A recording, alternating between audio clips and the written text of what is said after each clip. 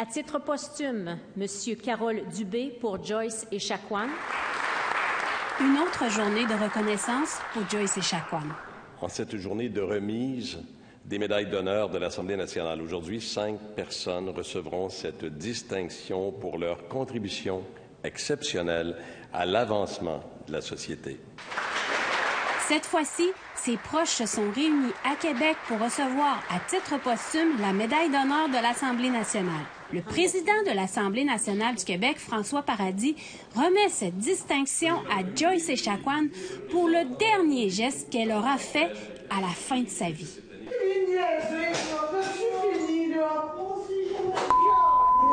Le courage de l'une de ses dernières actions a bouleversé la conscience d'une société tout entière, tout en nous plongeant dans une profonde réflexion.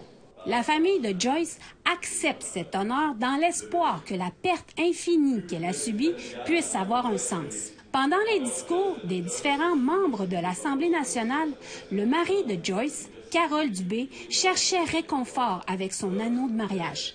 Incapable de prendre la parole, la famille a demandé à Gabriel Nadeau-Dubois de Québec solidaire de lire leur déclaration. Nous l'acceptons, en rappelant que reconnaître le principe de Joyce à moitié n'est pas suffisant. Il faut l'adopter, le faire vivre, lui donner les ressources nécessaires, afin que notre héritage soit, grâce à Joyce, une évolution sans précédent dans les relations entre Allochtones et Autochtones au Québec. Le chef de Manoine, Paul-Émile Ottawa, accueille de manière positive cette distinction remise à Joyce Echaquan.